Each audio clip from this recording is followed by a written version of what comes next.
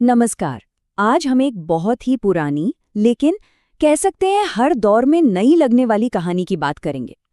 ये कहानी है मदद और धोखे के बीच की उस बारीक सी लकीर की, और ये हमें सिखाएगी कि उस लकीर को पहचाना कैसे जाए। कहानी की शुरुआत में ही एक टेंशन है। एक तरफ एक मासूम की मदद के लिए पुकार है और दूसरी तरफ एक ऐसा वादा जो मदद के भेष में छिपा हुआ है।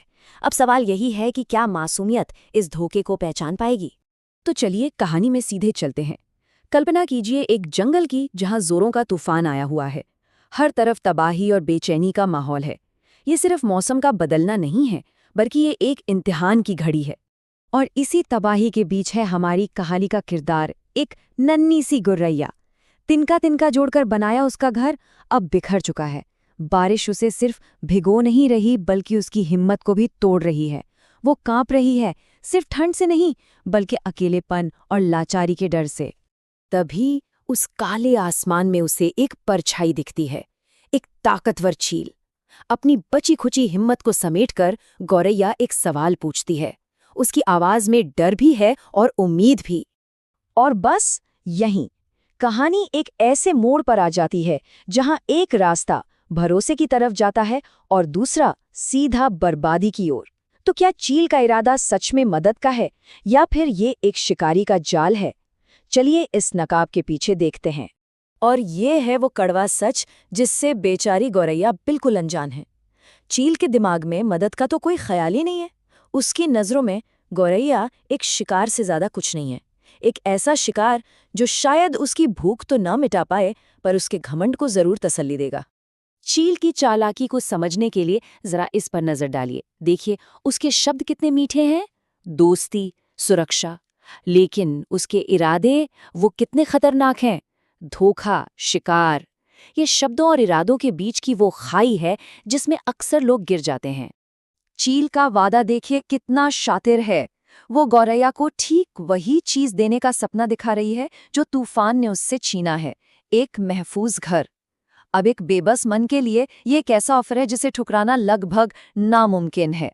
और इस तरह गौरैया चील के बुने जाल में पूरी तरह फंस चुकी है। वो तो उस रास्ते पर उड़ रही है जिसकी मंजिल मौत है। तो सवाल ये है कि इस मोड़ पर क्या कोई चमत्कार ही उसे बचा सकता है? लेकिन जैसा कि हर अच्छी कहानी में होता है, जब अंधेरा सबसे घना होता है तभी रोशनी की एक किरण आती है। अब कहानी में एक ऐसे किरदार की एंट्री होने वाली है जो पूरा खेल ही पलट कर रख देगा। अचानक बादलों को चीरती हुई एक तेज रोशनी जमीन पर उतरती है और एक गूंजती हुई आवाज सुनाई देती है। ये कोई आम आवाज नहीं है, ये एक भरोसा है, एक पैगाम है जो डरी हुई गौरैया से कहता है, हिम्मत मत हारो। और उस रोशनी से निकलता है एक विशाल कबूतर। वो कोई वक्त बर्बाद नहीं करता। उसका इरादा साफ है, मैं यहां तुम्हें इस धोखेबाज चील के जाल से बचाने आया हूं। अब जैसे ही सच सामने आता है, चील की सारी हैकड़ी निकल जाती है। वो एकदम बौखला जाती है और अपनी चोरी छिपाने के लिए वो सबसे पुराना तरीका अपनाती है, इल्जाम सच बोलने वाले पर ही डाल दो। लेकिन बाहर से वो चाहे जो भी दिखाए, अंदर से चील का आत्मविश्वास टूट चुका है। वो हैरान है कि आखिर इस कबूतर को मेरे मन की बात पता कैसे चली। अब उसका मकसद शिकार करना नहीं, बल्कि अपनी जान बचाकर भागना है। और अब हम कहानी के उस मोड़ पर है जहां सच की एक किरण धोखे के पूरे साम्राज्य को तबाह कर देती है। चील का भागना ही उसका सबसे बड़ा कबूलनामा था। गौरैया की आंखों के सामने से धोखे का पर्दा हट जाता है। उसे एहसास होता है कि वो मौत के कितने करीब थी। उसकी जान बच गई है और उसकी आंखों में विशाल कबूतर के लिए सिर्फ शुक्रिया है। तो इस तूफानी कहानी के शांत होने के बाद हमारे लिए क्या बचता है? देखिए, ये सिर्फ एक कहानी नहीं, बल्कि जिंदगी के कुछ गहरे सबकों का खजाना है। आइए इन सबकों को एक एक करके समझते हैं।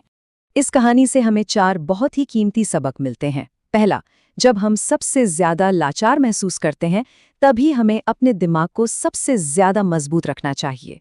दूसरा, शब्दों के मीठे जाल के पीछे छिपे असली इरादों को पहचानना सीखना होगा। तीसरा, ये याद रखें कि सच्ची मदद अक्सर उन जगहों से आती है जिनकी हमने कभी उम्मीद भी नहीं की होती। और चौथा और सबसे जरूरी, सच्चाई में इतनी ताकत होती है कि उसके सामने कोई भी झूठ और धोखा ज्यादा देर तक टिक नहीं सकता। तो आखिर में ये कहानी हमारे सामने एक सवाल छोड़ जाती है। हमारी अपनी जिंदगी में वो कौन से लोग या हालात हैं जो चील की तरह मीठे वादे करते हैं, और वो कौन है जो उस विशाल कबूतर की तरह बिना किसी उम्मीद के हमारी हिफाजत करते हैं। इन शहरों को पहचानना ही इस कहानी का असली सबक है। इस पर सोचिएगा जरूर।